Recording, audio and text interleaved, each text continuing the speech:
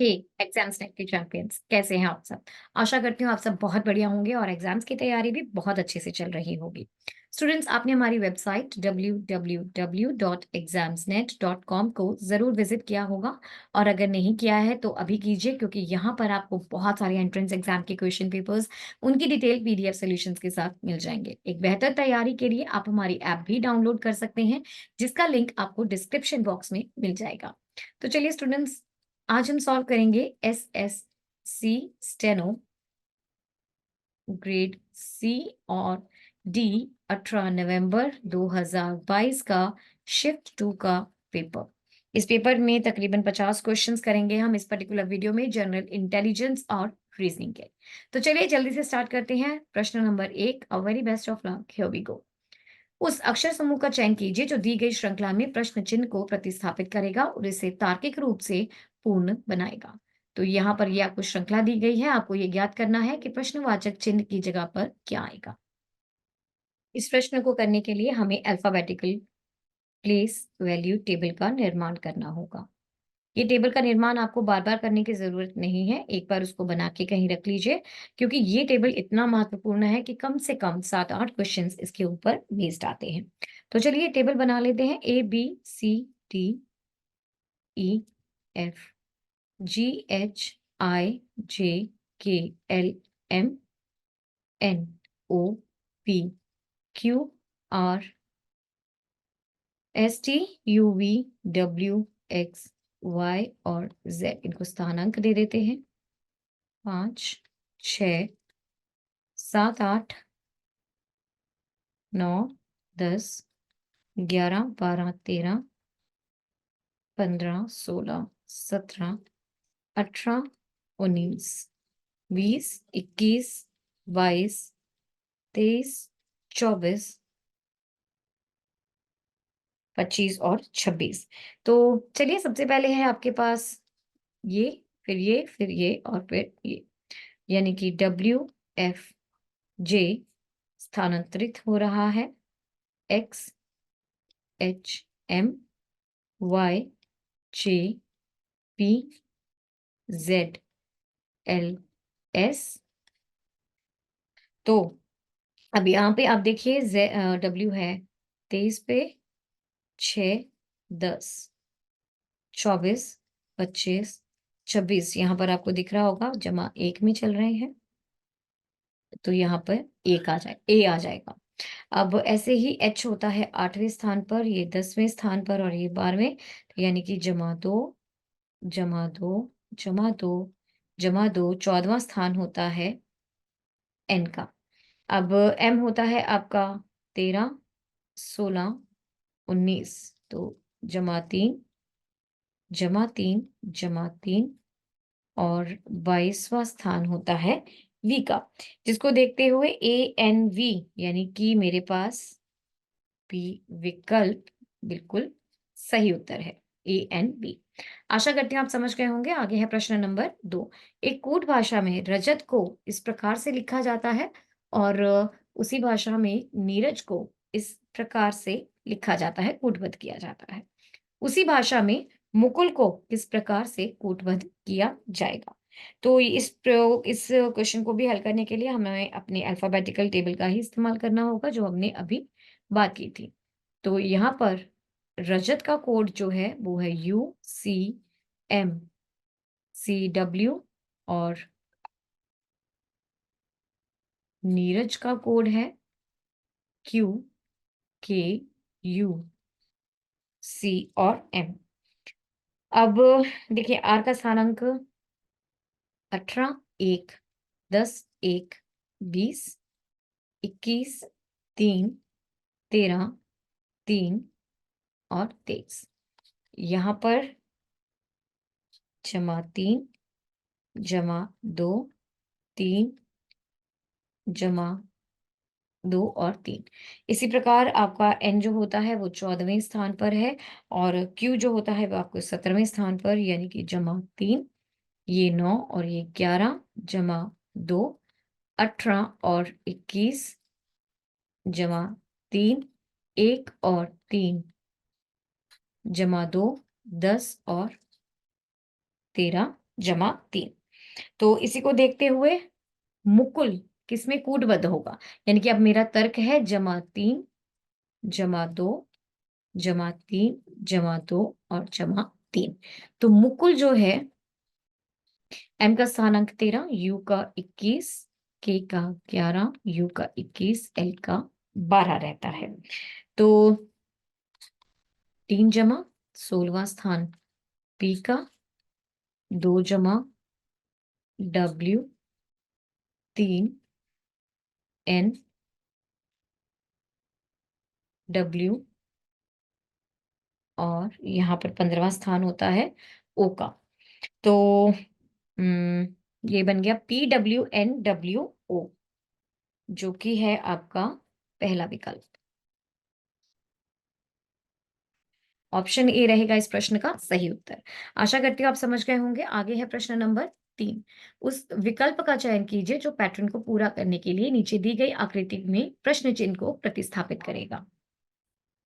तो ये आपकी आकृति है। अब देखिए इसको ध्यान से ज़ूम करके देख लेते हैं। देखिए, इसको सबसे पहले पूर्ण करने के लिए यहाँ पे ये बनाना पड़ेगा और इसको हम भर देंगे इस प्रकार से। अब यहाँ पे ये इस प्रकार से आएगा, यहाँ पे ये इस प्रकार से आएगा और ये लाइनें डार्क हो जाएँगी। ये मेरी पूर्ण आकृति बनती है। अब ये देख लेते हैं ये किससे मेल खाता है। देखिए ए से तो मेल नहीं खा रहा, बी से खा रहा है बिल्कुल, बी से ये सही है। सी और डी भी गलत है तो इसको देखते हुए ऑप्शन बी रहेगा इस प्रश्न का सही उत्तर। आशा करती हूँ आप समझ गए होंगे। आगे है प्रश्न नंबर 4। दिए गए समीकरण को सही बनाने के लिए दिए गए विकल्पों में से 2 चिन्हों को आपस में बदला जाना चाहिए। तो ये आपका समीकरण दिया हुआ है और ये आपकी ऑप्शंस दी हुई हैं। इनमें से कौन से 2 चिन्ह आपस में बदलेंगे तो मेरे पास ये वाला समीकरण सही बैठ जाएगा। तो ये मेरे पास है 35 चिन्हों को परस्पर बदलने के बाद पहला विकल्प मुझे देगा 35 भाग 7 गुना 50 भाग 11 गुना 1 माइनस 3 जो है वो 8 के बराबर आना चाहिए। तो अब सबसे पहले इन दोनों को भाग करने पर ये देगा 5 गुना 50 भाग 11 गुना 1 माइनस 3 8 देना चाहिए। 250 भाग 11 हम BODMAS का अनुसरण कर रहे हैं, इसको मत भूलिएगा। जो कहता है ब्रैकेट सबसे पहले फिर ऑफ फिर भाग फिर गुना फिर जमा और अंत में माइनस किया जाता है। तो इसके अनुसार हमने सबसे पहले ब्रैकेट्स के अंदर भी सबसे पहले हमने डिवीजन किया था। तो ये 8 देना चाहिए। तो 250 भाग 11 गुना 1 माइनस 3 इसे मुझे 8 देना चाहिए। ये मुझे दे देगा 22.73 माइनस 3 जो कि है 19.73 जो कि 8 के बराबर नहीं है। तो मेरा पहला ऑप्शन गलत हो गया। अब चलते हैं बी विकल्प की ओर। अब चिन्हों को आपस में बदलने के बाद ये बनेगा 35 जमा 7 गुना 50 जमा 11 गुना 1 भाग 3 ये 8 होना चाहिए। तो सबसे पहले ये 35 जमा 350 गुना 1 भाग 3 8 के बराबर। ये मेरे पास आएगा 385 जमा 11 गुना 1 1 भाग 3 अब इसको सॉल्व कर ले। 1 भाग 3 आपको देगा 0.0 नहीं 0.33 ठीक है। तो ये मुझे दे देगा 385 जमा 11 इंटू 0.33 ये 8 के बराबर आना चाहिए। 385 जमा 3.67 और ये मुझे देगा 388.67 जो कि 8 के बराबर नहीं है। तो सी भी मेरा गलत विकल्प है। आगे है मेरे पास सी माफ कीजिए कौन सा था वो बी। बी गलत है। तो अब सी विकल्प में विकल्प में चिन्हों को परस्पर बदलने के बाद समीकरण होगा 35 गुना 7 भाग 50 गुना 11 भाग 1 जमा 3 मुझे 8 देना चाहिए। तो इन तीनों को करने के बाद मेरे पास इन सबको करने के बाद 4.9 11 1 3 8 के बराबर, तो 4.9 गुना 11 जमा 3 8 के बराबर। इनको करने के बाद मेरे पास आएगा 53.9 जो कि देगा 56.9 जो कि 8 के बराबर नहीं है, तो सी भी मेरा गलत विकल्प है। चलिए डी की ओर चलते हैं। अब दिए गए चिन्हों को बदलने के बाद ये देगा 35 भाग 7 जमा 50 भाग 11 जमा 1 गुना 3, ये 8 के बराबर आना चाहिए। 5 50 11 जमा 1 गुना 3, ये आएगा 55 भाग 11 जमा 1 गुना 3, 5 जमा 1 गुना 3, 1 गुना 3 आपको देगा 3, यानी कि 8 बराबर है 8 के। तो यहाँ पर बायां-दायां मिल जा रहे हैं, इसका मतलब डी विकल्प मेरा सही उत्तर है। आशा करती हूँ आप समझ गए होंगे। आगे है प्रश्न नंबर 5। एसी के उत्तर-पश्चिम में स्थित है। तो यहाँ पर दिशाओं की बात हो रही है। सबसे पहले हम दिशाओं के बारे में ज्ञान ले लेते हैं थोड़ा-सा। यहाँ पर आपका उत्तर दिशा रहती है, इधर दक्षिण, यहाँ पर पूर्व और पश्चिम। ठीक है? तो सबसे पहले आपको दिया गया है ए सी के उत्तर-पश्चिम में स्थित है। तो उत्तर-पश्चिम कौन-सा है? ये डायरेक्शन यानी कि सी यहाँ पर होगा और ए यहाँ पर सी और ए यहाँ पर। डी के ए सी के उत्तर-पश्चिम में, डी के उत्तर में स्थित है, तो डी यहाँ पर होना चाहिए। बी ए के पूर्व में है, तो बी कुछ इधर होगा। बी के संबंध में डी की स्थिति क्या है? डी की स्थिति है कि यह पश्चिम दक्षिण में है। ये देखिए, इधर इस डायरेक्शन में होगा। अगर बी इधर है तो डी इधर है, यानी कि पश्चिम दक्षिण में। पहला विकल्प इस प्रश्न का सही उत्तर है। आशा करती हूँ आप समझ गए होंगे। आगे प्रश्न नंबर 6, उस समूह का चयन कीजिए जिसमें संख्याएं उसी प्रकार से संबंधित है जिस प्रकार निम्नलिखित समूह की संख्याएं हैं। नोट कीजिए कि संख्याओं को उनके घटकीय अंकों में तोड़े बिना पूर्ण संख्याओं पर संक्रियाएं की जानी चाहिए। उदाहरण के तौर पर 13 पर संक्रियाएं जैसे कि 13 को जोड़ना, घटाना, गुना करना आदि किया जा सकता है। 13 को 1 में 3 में तोड़ना और फिर 1 और 3 पर गणितीय संक्रियाएं करने की अनुमति नहीं है।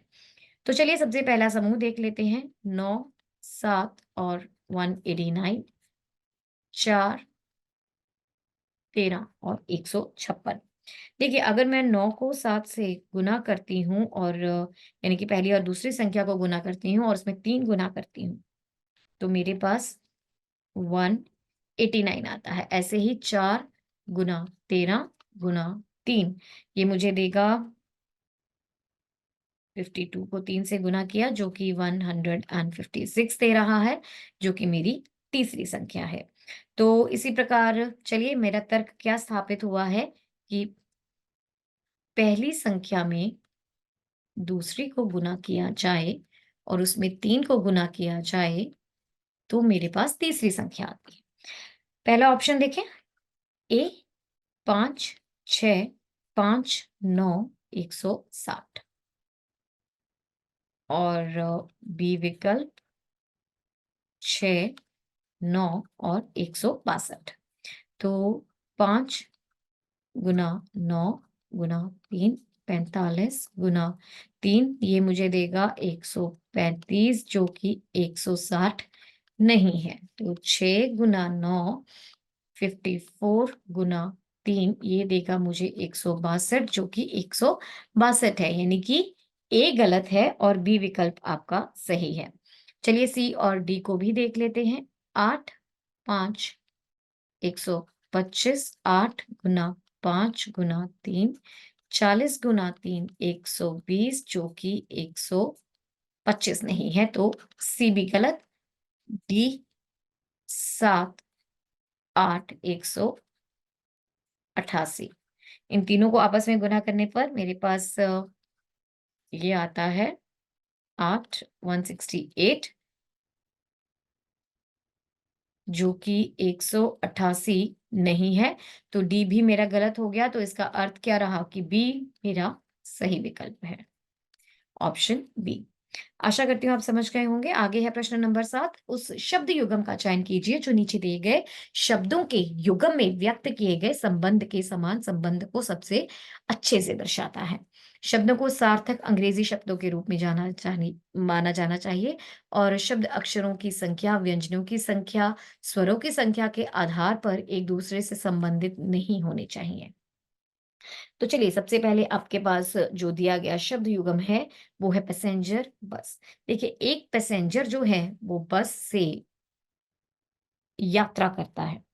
तो पहला विकल्प है एरोनॉटिक हॉट एयर बलून, यानी कि वैमानिक और गर्म हवा का गुब्बारा। यहाँ एक वैमानिक गर्म हवा के गुब्बारे से यात्रा करता है, यानी कि एरोनॉटिक गर्म हवा के हॉट एयर बलून से यात्रा करता है, जिसको देखते हुए पहला विकल्प मेरा सही है। पायरेट शिप, पायरेट समुद्री डाकू को कहा जाता है। यह जहाज से अ, यात्रा करता है। यहाँ एक समुद्री डाकू जहाज से यात्रा करता है और उसे नियंत्रित भी करता है।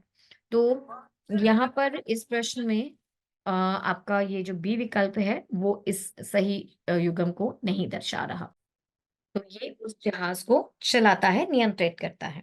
दूसरा, पायलट एयरक्राफ्ट, फिर से वही बात होगी। एक पायलट विमान की केवल यात्रा नहीं करता, ये उसे नियंत्रित भी करता है, उसे चलाता भी है। हालाँकि एक पैसेंजर बस में सिर्फ बैठता है, उससे चलाता है और वो उसको नियंत्रित नहीं करता। पैसेंजर बस को चलाता नहीं है, उसे नियंत्रित नहीं करता। एस्ट्रोनॉट एयरक्राफ्ट, एस्ट्रोनॉट एक अंतरिक्ष यात्री एक सामान्य विमान की बजाय अंतरिक्ष यान से यात्रा करते हैं और उसे नियंत्रित भी करते हैं, सिर्फ यात्रा नहीं करते। तो एरोनॉट जो है वो हॉट एयर बलून में सिर्फ यात्रा करते हैं, जिसको देखते हुए पहला विकल्प इस प्रश्न का सही उत्तर है। आशा करती हूँ आप समझ गए होंगे। आगे प्रश्न नंबर 8, उस विकल्प का चयन कीजिए जो उन अक्षरों को दर्शाता है जिन्हें नीचे रिक्त स्थान में बाएं से दाएं रखने पर अक्षर श्रृंखला पूरी हो जाएगी। तो देखिए पहला विकल्प, दूसरा विकल्प, तीसरा और चौथा विकल्प डालने पर देखते हैं कि मेरे पास क्या उत्तर आएगा। पहला विकल्प डालने के बाद जो मेरी अक्षर श्रृंखला है वह कुछ इस प्रकार से होगी। B S E E S E E D, B L E E S S E D और B L E E S S E और डी। यहाँ पर मुझे कोई भी पैटर्न नहीं दिखता। चलिए आगे देखते हैं ऑप्शन बी के ऊपर। तो ये रहेगा B E E E S B E D S L E E S S E D B L E E S S E D. यहाँ पर भी कोई पैटर्न्स की स्थापना नहीं हुई। ये है B L E E S S E D, B L E E S S E D, B L E E S S E D. यहाँ पर तो पैटर्न बन गया है B L E E S S E D, तो ये probably मेरा सही उत्तर है। चलिए डी ऑप्शन भी एक बार देख लेते हैं। ये देगा मुझे B E E E S ई,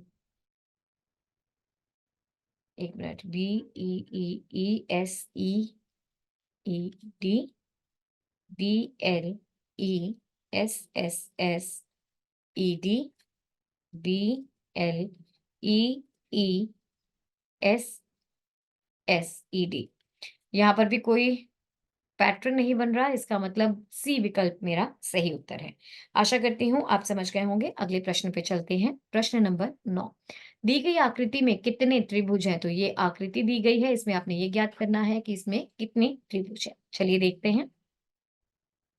आपके त्रिभुज ध्यान से देखिए, ये 1 2 3 4 5 6 7 8 9 10 11 12 13 14 15 16, यहाँ पे 17वां, यहाँ पर 18वां, 19 20 21, यहाँ पर 22 और 23 और 24। इसको देखते हुए कितने त्रिभुज हैं यहाँ पर? 24। ऑप्शन बी है इस प्रश्न का सही उत्तर। आशा करती हूँ आप समझ गए होंगे। अगले प्रश्न पे चलते हैं। प्रश्न नंबर 10। यदि ए प्लस को दर्शाता है, बी गुना को दर्शाता है, सी माइनस को और डी भाग को दर्शाता है, तो इस समीकरण का उत्तर क्या होगा? यानी कि प्रश्न चिन्ह की जगह पर क्या आएगा? तो इस समीकरण को लिख लेते हैं। ये आपका बनेगा 56 जमा 102 माइनस 30 भाग 6 गुना 7 किसके बराबर होगा? सबसे पहले बॉड मास का ध्यान रखते हुए हम करेंगे भाग। तो 56 जमा 102 माइनस 5 गुना 7, अब ये गुना होंगे, माइनस 35, ये मुझे देगा 158 माइनस 35 3 2 1 123 रहेगा इस प्रश्न का सही उत्तर। Option D. आशा करती हूँ आप समझ गए होंगे। आगे है प्रश्न नंबर 11। उस समूह का चयन कीजिए जिसमें संख्याएं उसी प्रकार से संबंधित है जिस प्रकार निम्नलिखित समूह की संख्याएं। नोट, संख्याओं को उनके घटकीय अंकों में तोड़े बिना पूर्ण संख्याओं पर संक्रियाएं की जानी चाहिए। उदाहरण के तौर पर 13 13 पर संक्रियाएं, जैसे कि 13 को जोड़ना, घटाना, गुना करना आदि किया जा सकता है। 13 को 1 3 में तोड़ना और फिर 1 3 पर गणितीय संक्रियाएं करने की अनुमति नहीं है। तो पहला समूह आपके पास है 4 60 और 5, दूसरा है 5 90 और 6। तो यहाँ पर देखिए, अगर मैं पहली और तीसरी संख्या को आपस में गुना कर देती हूँ और फिर उसको 3 से गुना करती हूँ, तो मेरे पास दूसरी संख्या आती है। ऐसे ही 5 गुना 6 गुना 3, 30 गुना 3 जो कि 90 है। तो यानी कि मेरा तर्क स्थापित हो गया है, जो कि है पहली संख्या गुना तीसरी संख्या गुना 3 मुझे दूसरी संख्या दे रही है।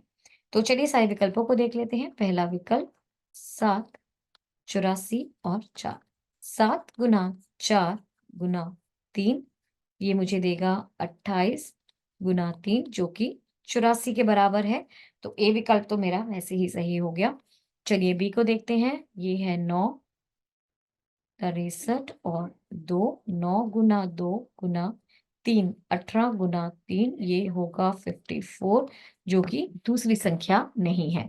तो बी विकल्प मेरा गलत हो गया है। आगे है 111, माफ कीजिए, आगे है 11 132 और 6, और यहाँ पर डी है 3 72 और 6। तो 11 गुना 6 गुना 3, यहाँ पर 3 गुना 6 गुना 3, ये रहेगा 66 गुना 3 178, 132 के बराबर नहीं। 18 गुना 3 ये है 54 जो कि 72 के बराबर नहीं। तो सी और डी भी गलत हो गए। इसका अर्थ ऑप्शन ए है मेरे इस प्रश्न का सही उत्तर। आशा करती हूँ आप समझ गए होंगे। आगे प्रश्न नंबर 12। इन चिन्हों को प्रतिस्थापित करने और दिए गए समीकरण को संतुलित करने के लिए गणितीय चिन्हों की सही संयोजन का चयन कीजिए यहाँ पर। तो चलिए देखते हैं।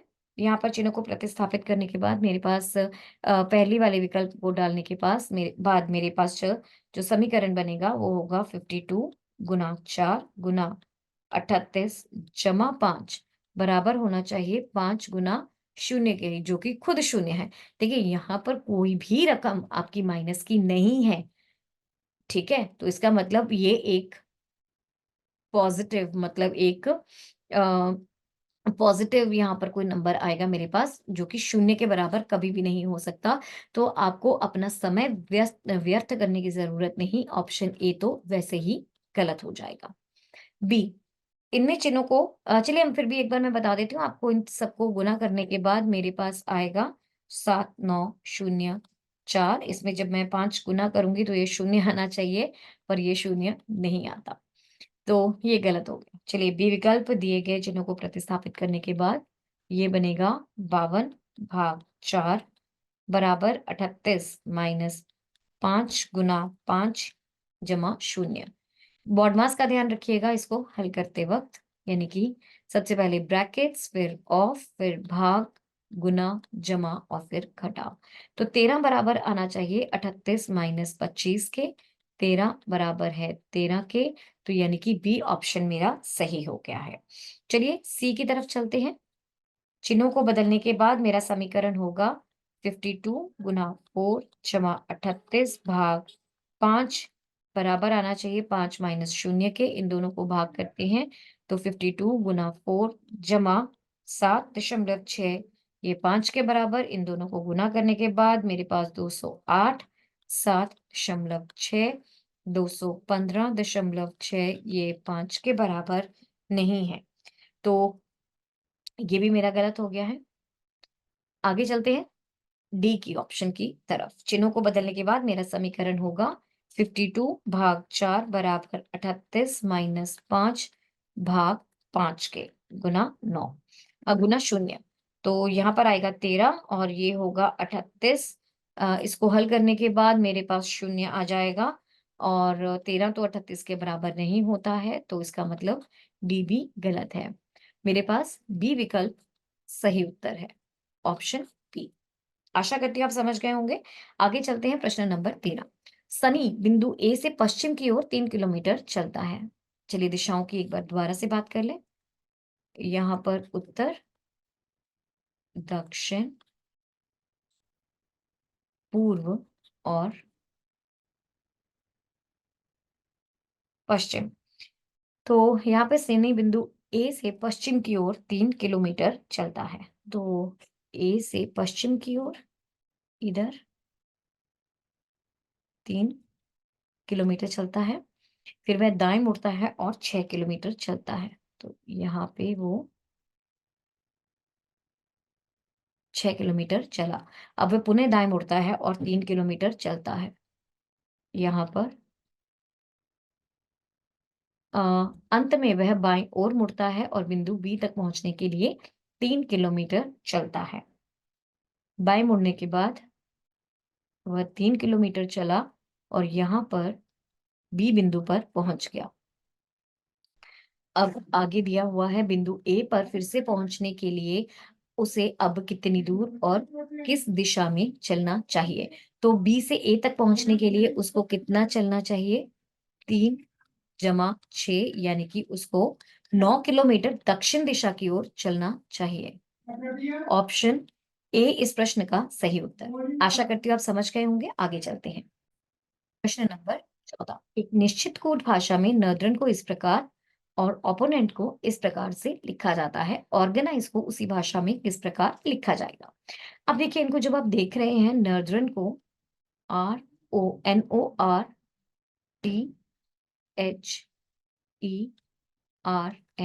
और ये किसमें चेंज हो रहा है? RON।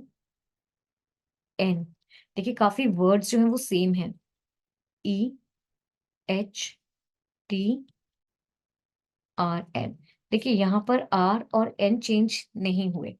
यहाँ पर N इधर आ गया, O सीधा रहा, R इधर, T इधर, H सीधा, E इधर। देखते हैं ओपोनेंट में भी यही चीज फॉलो हो रही है या नहीं। OPPONENT। तो ओपोनेंट किस में चेंज हो रहा था? PPOENONT।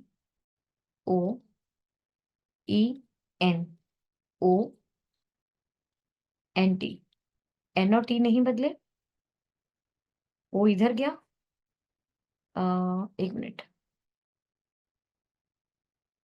P इधर गया और ये सीधा आ गया। इसी प्रकार ये इधर, ये सीधा और ये इधर। यानी कि मेरा की तर्क बिल्कुल सही है। देखिए दोनों में वही तर्क का अनुसरण हो रहा है। ऑर्गेनाइज को कैसे लिखा जाएगा? ORGANISE।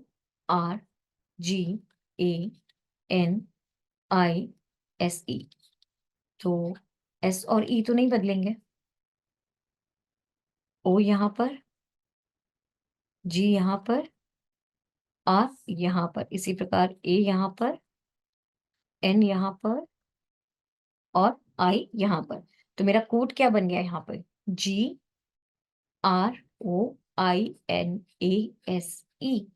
ये मेरा कोड बन गया है। अब देखते हैं ये किससे मेल खाता है। सी ऑप्शन से मेल खाता है ये। आशा करती हूँ आप समझ गए होंगे। आगे चलते हैं प्रश्न नंबर 15 पर।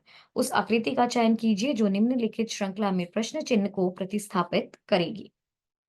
तो देखते हैं यहाँ पर कौन सी आकृति आएगी। सबसे पहले हम यहाँ पर हमें 3 शेप्स दी हुई हैं, एक-एक को उठाएँगे। सबसे पहले हम ये भरा हुआ हीरा जो कि मोटा है, मोटे वाले भरे हुए हीरे को उठाते हैं। ध्यान से देखिए, ये हीरा इधर जा रहा है, फिर ये इधर आता है और हर बार अगर ये भरा हुआ है तो ये रिक्त हो जाता है और अगर ये रिक्त है तो ये भर जाता है। इसको देखते हुए अब ये हीरा इधर आएगा और ये रिक्त हो जाएगा, इस प्रकार से। ठीक है? चलिए अब दूसरी शेप देख लेते हैं जो कि हमारा वृत्त है यानी कि सर्कल है, ये वाला। अब ये गया इधर, उसके बाद ये ऊपर चला गया, अब ये इधर चला जाएगा यानी कि ये यहाँ पर आ जाएगा। ये भी क्लियर हो गया। अब बचता क्या है? ये जो बीच वाला हीरा है, पतला वाला, ये अपनी ही जगह पर घूमे जा रहा है 90 डिग्री के क्लॉकवाइज डायरेक्शन में, इस प्रकार और अब ये इस प्रकार जाएगा और ये यहाँ पर क्या आ जाएगा? कुछ इस प्रकार की आकृति बीच में। ठीक है? तो अब ये देख लें, ये क्या बनेगा, एक बार दोबारा से अच्छे से बना लेते हैं। यहाँ पर आपका सर्कल रहेगा, यहाँ पर आपका खाली मोटा वाला हीरा और यहाँ पे पतला वाला हीरा, ऐसे। ठीक है? अब ये किससे मेल खाता है आपका? बी ऑप्शन से। ऑप्शन बी है इस प्रश्न का सही उत्तर। आशा करती हूँ आप समझ गए होंगे। आगे है प्रश्न नंबर 16। उस समूह का चयन कीजिए जिसमें संख्याएं उसी प्रकार से संबंधित है जिस प्रकार निम्नलिखित समूह की संख्याएं हैं। नोट संख्याओं को उनके घट के अंकों में तोड़े बिना पूर्ण संख्याओं पर संक्रियाएं की जानी चाहिए। जैसे 13 पर ही जोड़ना, घटाना, गुणा करना आदि किया जा सकता है। 13 को 1 और 3 में तोड़ना और फिर 1 और 3 पे गणितीय संक्रियाएं करना की अनुमति नहीं है। तो दिए गए 2 समूह लिख लेते हैं यहाँ पर। पहला है 20, 16, 8, 10, 13 और 12। तो अब देखिए ध्यान से, अगर मैं 20 और 8 को जमा कर दूं और उसको मैं 2 से भाग करके 2 फिर से जमा कर दूं, 28 भाग 2, 14 जमा 2, ये मुझे 16 दे रहा है दूसरी संख्या। ऐसे ही 10 जमा 12 भाग 2 जमा 2, 22 भाग 2 जमा 2, 11 और ये 13 जो कि मेरी दूसरी संख्या है। तो तर्क मेरा स्थापित कर लिया है। पहली और तीसरी संख्या को जमा करके 2 से भाग करके 2 में जमा करना है तो मेरे पास दूसरी संख्या आ जाती है। ये है तर्क। तो चलिए देखते हैं कौन सी ऑप्शन इसका अनुसरण करती है। 32, 27 और 18, 13, 16 और 13।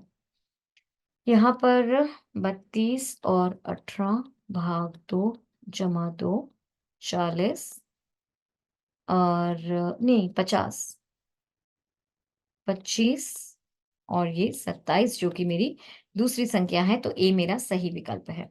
आगे 13, 13 भाग 2 जमा 2, 26 भाग 2 जमा 2, 13 जमा 2 जो कि मुझे 15 देता है, 16 नहीं तो बी गलत है। अब सी पर चलते हैं। सी है 14, 18 और 16, 19, 18 और 21। यहाँ पर 14 और 16 को जमा किया जाए, 2 से भाग, 2 से जमा, 30, 15 और 17। तो ये 18 नहीं है, यानी कि ये भी गलत है। यहाँ पर 19, 21 भाग 2 जमा 2, ये हो जाएगा 40 भाग 2 जमा 2, तो ये मुझे देगा 20 जमा 2 यानी कि 22, जो कि 18 नहीं है। तो इसका मतलब ये भी गलत हो गया है, तो मेरे पास आपके बी, सी, डी ये तीनों ही गलत हो गए थे। ऑप्शन ए है इस प्रश्न का सही उत्तर। आशा करती हूँ आप समझ गए होंगे। आगे चलते हैं।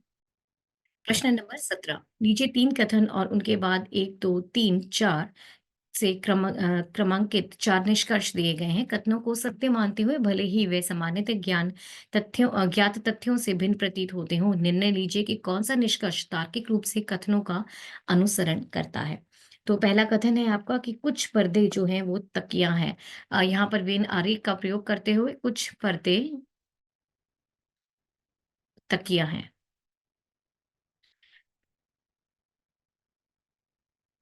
आगे कुछ तकिया बेडशीट, कोई तकिया बेडशीट नहीं है, तो यहाँ पर आपकी बेड शीट आ जाती है।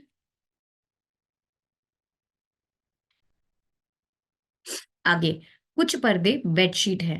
अच्छा, कुछ पर्दे बेडशीट है, तो इसके अनुसार ये यहाँ पे नहीं बनेगा, ये बनेगा इधर। 1 मिनट, पर्दे यहाँ पर, तो कुछ दिया हुआ है, कुछ पर्दे जो है वो बेडशीट है। अ, ऐसे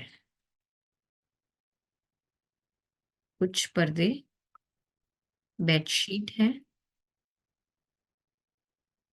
तो इसको देखते हुए 3 मेरे पास जो कथन थे उसके बाद पहला निष्कर्ष मेरा है, कोई पर्दा बेडशीट नहीं है। नहीं, यहाँ पे तो दिया हुआ है ना कि कुछ पर्दे जो हैं वो बेडशीट हैं, तो ये असत्य हो जाता है। कोई तकिया पर्दा नहीं है, ये भी असत्य है। देखिए, कोई तकिया पर्दा नहीं, हमें दिया हुआ है कि कोई तकिया माफ कीजिए, कुछ पर्दे जो है वो तकिया है, तो दूसरा भी गलत है।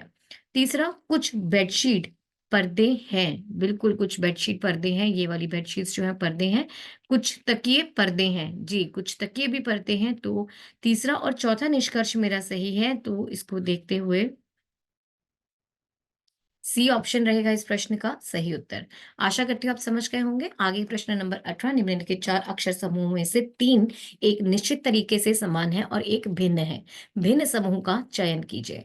तो इस प्रश्न को करने के लिए भी हम अपने अल्फाबेटिकल प्लेस वैल्यू टेबल का उपयोग करेंगे। तो टेबल आपको ऑलरेडी ज्ञात है कि क्या होता है, तो चलिए सबसे पहले आपके पास है option A R VV. R का स्थानांक 18, इसका 22 और इसका 22, यहाँ पे जमा 4 जमा 0। ए डी डब्ल्यू जमा 4, क्योंकि ए का स्थानांक 1 होता है, डी का 4 होता है, डब्ल्यू का 23 होता है। तो यहाँ पर अगर आप देखेंगे इन दोनों में कोई मेल नहीं खा रहा। चलिए बाद में देखते हैं।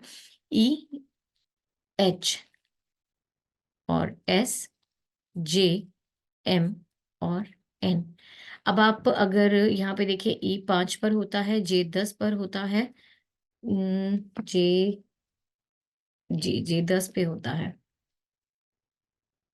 1 मिनट, यहाँ पर जमा 3 है जी, तो ये 13 पर, ये 8 पर, एस आपका 19 पर होता है और ये 14 पर होता है।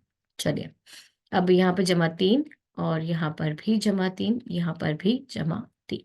अच्छा, एक चीज आप देखेंगे, अगर आप अल्फाबेटिकल टेबल यहाँ पर बनाना ही पड़ेगा मुझे इसको समझाने के लिए। H I J K L M N O P Q R S T U V W X Y और जेड। 1, 2, 3, 4, 5, 6, 7, 8, 9, 10, 11, 12, 13, 14, 15, 16, 17, 18, 19, 20, 21, 22, ये। तो अब यहाँ पर हम देखेंगे तो डी और डब्ल्यू जो है वो ऑपोजिट है, ये देखिए।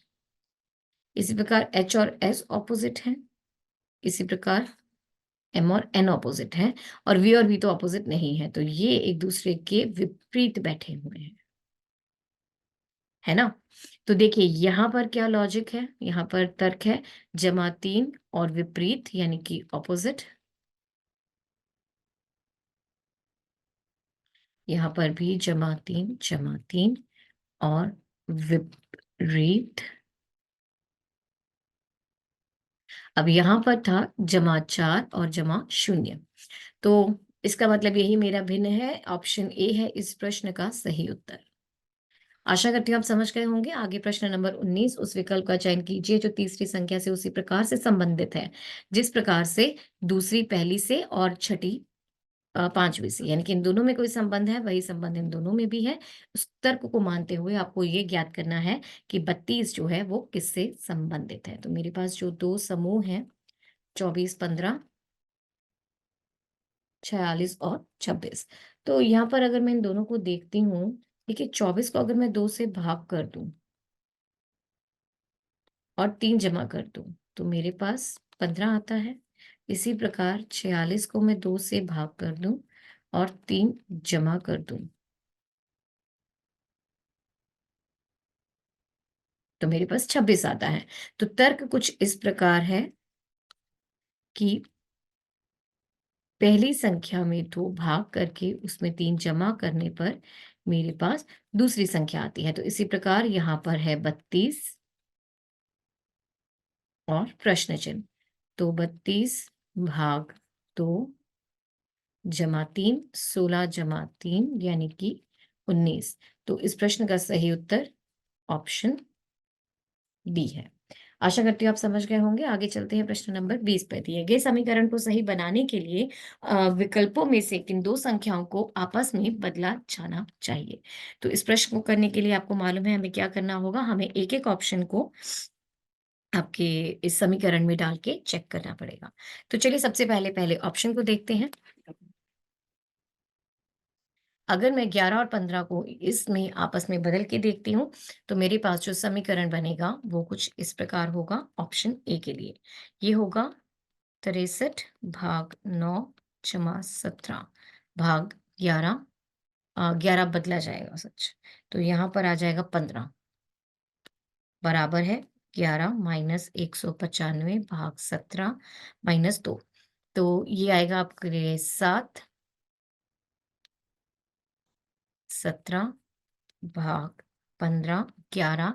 इन दोनों को भाग करने के बाद मेरे पास आएगा 11.48 माइनस 2। इस प्रश्न को करते वक्त आपको बॉडमास का अनुसरण करना होगा, यानी कि सबसे पहले ब्रैकेट्स, फिर ऑफ, फिर डिवीजन, मल्टीप्लिकेशन, एडिशन और अंत में सब्ट्रैक्शन का हल होगा। तो यहाँ पर ब्रैकेट सबसे पहले सॉल्व हो रही हैं। 24 भाग 15, 11 माइनस 13.48। तो इन दोनों को भाग करने के बाद मेरे पास 1.6 जो कि माइनस 2.48 नहीं है। तो इसका मतलब ए विकल्प मेरा गलत उत्तर है। अब बी विकल्प की ओर चलते हैं। संख्याओं को परस्पर बदलने के बाद ये बनेगा 63 भाग 9 जमा 15 भाग 11, 17 माइनस 195 भाग 15 माइनस 2। ब्रैकेट्स में सॉल्व करते हैं सबसे पहले और उसमें भी भाग को सबसे पहले सॉल्व किया जाएगा। तो 7 जमा 15 भाग 11, 17 माइनस 195 को 15 से भाग करने पर मेरे पास 13 आता है माइनस 2। तो 22 भाग 11 ये रहेगा बराबर 2 के। तो यहाँ पर 2 आ जाएगा और 2 2 के बराबर है, तो इसका मतलब बी विकल्प मेरा सही है। चलिए सी को भी ट्राई कर लेते हैं। तो दिए गए संख्याओं को परस्पर बदलने के बाद ये बनेगा 195 भाग 9 जमा 17 भाग 11 बराबर है 15 माइनस 63 भाग 17 माइनस 2 के। एक बार चेक कर लें। 195 भाग 9 जमा 17, 11, 15 माइनस 63, 17, 2 ठीक है। अब सबसे पहले ये दोनों आपस में भाग होंगे, तो ये आएगा 21.67 जमा 17 भाग 11। ये बराबर रहेगा 15 माइनस 3.7 माइनस 2 के। इन दोनों को आपस में जोड़ने के बाद मेरे पास आएगा 38.67 भाग 11 बराबर है 15 माइनस 5.7। तो ये तो मुझे दे देगा 9.3 और यहाँ पर आ जाएगा इन दोनों को भाग करने के बाद 3.52 जो कि खुद में आपस में बराबर नहीं है। तो इसका मतलब सी विकल्प मेरा गलत उत्तर है। डी की ओर चलते हैं। संख्याओं को आपस में बदलने के बाद ये बनेगा 63 भाग 9 जमा 17 भाग 11 माइनस 2 बराबर है 2 के माइनस 195 भाग 17 माइनस 15। तो ये देगा 7, 17 भाग 11 बराबर है 2। इन दोनों को आपस में भाग करने के पास बाद मेरे पास 11.48 आएगा। तो ये होगा 24 भाग 11 बराबर है 2 माइनस 26.48। ये मुझे देगा माइनस 24.48 और इन दोनों को आपस में भाग करने के बाद मेरे पास आएगा 2.18। ये दोनों भी बराबर नहीं है तो डी भी गलत है। हमने पहले ही देख लिया था कि बी विकल्प हमारा सही उत्तर है। ऑप्शन बी है इस प्रश्न का सही उत्तर। आशा करती हूँ आप समझ गए होंगे। आगे है प्रश्न नंबर 21। यदि ए जमा को दर्शाता है, बी गुना को, सी घटाव को और डी भाग को दर्शाता है, तो इस समीकरण में प्रश्न चिन्ह पर क्या आएगा? तो चलिए समीकरण को लिख लेते हैं। ए बी सी डी को प्रतिस्थापित करने के बाद तो ये हो जाएगा जो था वो जमा था 146 जमा 4 गुना 2 बराबर है 73 गुना प्रश्न चिन्ह जमा 8। अब बॉड मास के मुताबिक सबसे पहले ये दोनों गुना होंगे तो ये मेरे पास आएगा 146 जमा 8। ये है 73 गुना इसके और ये। तो ये 8 और 8 इधर कट जाएंगे। मेरे पास आएगा 146 73 गुना प्रश्न चिन्ह। 146 को 73 से भाग करने पर मेरे पास प्रश्न चिन्ह आ जाएगा 2। तो इस प्रश्न का सही उत्तर है ऑप्शन सी। आशा करती हूँ आप समझ गए होंगे। आगे है प्रश्न नंबर 22।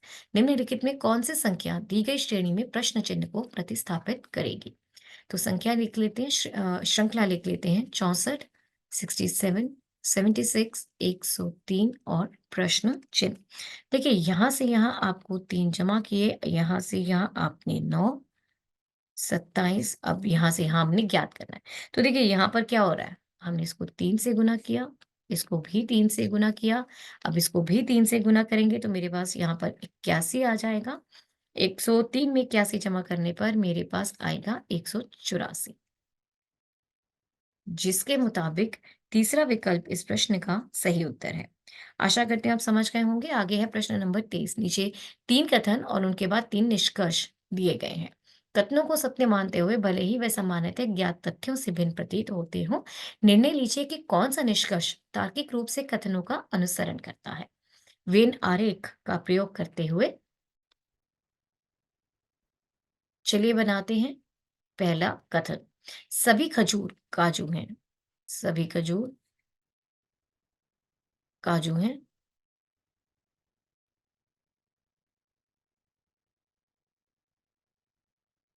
सभी खजूर काजू हैं। दूसरा, सभी काजू किशमिश हैं। सभी काजू किशमिश हैं।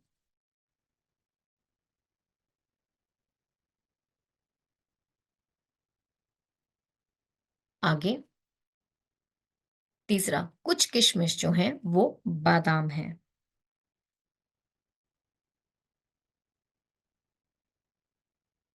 अब दिए गए निष्कर्षों के अनुसार सबसे पहला निष्कर्ष है सभी बादाम के खजूर होने की संभावना है। ये सत्य है। बादाम और खजूर के बीच में कोई निश्चित संबंध नहीं दिया गया, इसलिए यह संभव हो सकता है।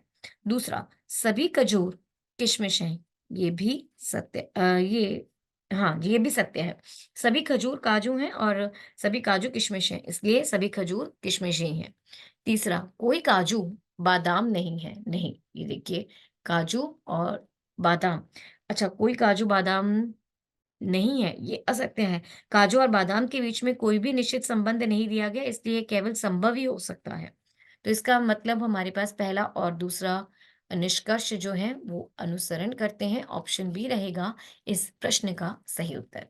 आशा करती हूँ आप समझ गए होंगे। आगे है प्रश्न नंबर 24। एक व्यक्ति की ओर इशारा करते हुए नीता ने कहा, वह मेरे पुत्र की बहन के पिता की माँ का पति है। वह व्यक्ति नीता से किस प्रकार से संबंधित है? इस प्रश्न को करने के लिए हम अपने वंश टेबल का इस्तेमाल करेंगे, जो कि इस तरह के सिंबल्स को लेके बना हुआ है। ये आपको एक महिला को दर्शाता है, एक वर्ग एक पुरुष को, 2 लाइनें विवाहित जोड़े को, सिंगल लाइन जो है वो भाई-भाई, बहन-बहन या भाई-बहन को, और एक इस प्रकार की लाइन अगली पीढ़ी को। अब चलिए देखते हैं। सबसे पहले नीता, एक व्यक्ति की ओर इशारा करते हुए नीता ने कहा, तो पहले तो नीता बना लेते हैं। यहाँ पर नीता है। वह मेरे पुत्र की, नीता का पुत्र, पहले नीता का पुत्र बना लें। नीता का पुत्र की बहन, उसकी बहन के पिता। देखो उसके पिता कौन होंगे? नीता के पति ही होंगे। तो यानी कि नीता एक महिला है, और बहन के पिता, यहाँ पे बहन के पिता की माँ का पति है। उनकी माँ का पति। एक मिनट, यहाँ पे ये शादी हुई थी, यहाँ पर भी ठीक है। अब यह व्यक्ति नीता से किस प्रकार से संबंधित है? देखिए वो नीता का ससुर है, साफ सी बात है। ये व्यक्ति और कोई नहीं पर नीता का ससुर है। इसको देखते हुए ऑप्शन डी है इस प्रश्न का सही उत्तर। आशा करती हूँ आप समझ गए होंगे। आगे है प्रश्न नंबर 25। उस समूह का चयन कीजिए जिसमें संख्याएं उसी प्रकार से संबंधित हैं जिस प्रकार निम्नलिखित समूह की संख्याएं ये दो। तो नोट आपको मालूम ही है, आप संख्याओं पर पूर्ण रूप से ही संक्रियाएं करेंगे, आप उनको तोड़ नहीं सकते हैं। तो चलिए सबसे पहले आपको दिया हुआ है 12, 9 और 4, 18, 9 और 6। तो यहाँ पर किस तर्क का अनुसरण हो रहा है? देखिए अगर मैं 9 एक परफेक्ट स्क्वायर है, अगर मैं 9 का रूट कर दूं और उसको मैं 4 से गुना कर दूं, ये मेरे पास आएगा 3 गुना 4, जो कि मुझे 12 दे रहा है, जो मेरी पहली संख्या है। इसी प्रकार यहाँ पर 9 का रूट कर दूं और उसको मैं 6 से गुना कर दूं, तो ये मेरे पास 18 आता है, जो कि पहली संख्या है। तो इस प्रकार तर्क क्या रहेगा? दूसरी संख्या का जो रूट होगा उसमें मैं तीसरी संख्या को गुना कर दूंगी, तो मेरे पास पहली संख्या आ जाएगी, है ना? तो चलिए देखते हैं इसी प्रकार पहले ऑप्शन को। 20, 12 और 10, 14, 10 और 7। तो यहाँ पर दूसरी संख्या का मुझे रूट लेना है और उसमें मुझे 10 को गुना करना है। देखिए ये क्या रहता है, ये 2√3 रहता है, यानी कि 20√3, जो कि मेरी पहली संख्या नहीं है। अब यहाँ पर रूट ऑफ 10 इंटू 7, ये 7√10 रहता है। ये भी तीसरी, माफ कीजिए, पहली संख्या नहीं है, तो बी भी गलत ऑप्शन है, ए भी गलत ऑप्शन है। अब सी ऑप्शन को देख लेते हैं। 15, 12 और 7, 12, 16 और 3। अब यहाँ पर भी 12 है और उसको मैं 7 से गुना करती हूँ, तो ये 2√3 होता है, जो कि 14√3, और ये मेरा उत्तर नहीं है क्योंकि यहाँ पर 15 है। और यहाँ पर रहेगा इस प्रकार, जो कि मुझे देगा 12। जो मेरी पहली संख्या है, इसका मतलब क्या हुआ कि डी मेरा सही उत्तर है। आशा करती हूँ आप समझ गए होंगे। आगे चलते हैं प्रश्न नंबर 26 पे। उस वेन आरेख का चयन कीजिए जो निम्नलिखित वर्गों के बीच संबंध को सर्वोत्तम रूप से दर्शाता है। तो इनमें से कौन सी ऑप्शन आपकी सही रहेगी? दिए गए आपको जो शब्द हैं वो है विज्ञापन, रेडियो और टीवी। देखिए टीवी पर कुछ विज्ञापन प्रसारित किए जाते हैं, तो टीवी और ये विज्ञापन।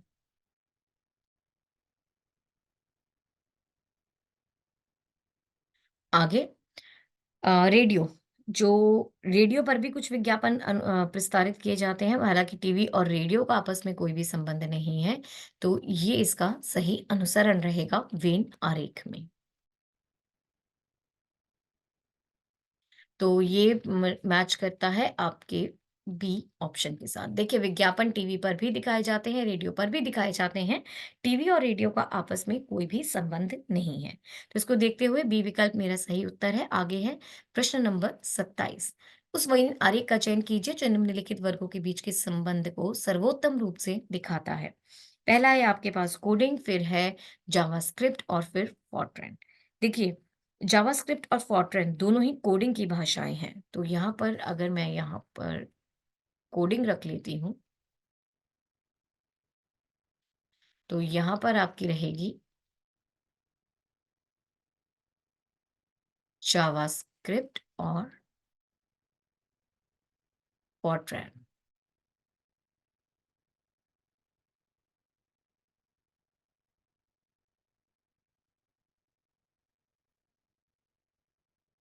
तो ये इसका सही रहेगा, बाहर कोडिंग है और अंदर जावास्क्रिप्ट और फॉरट्रैन जो कि आपका सी विकल्प है।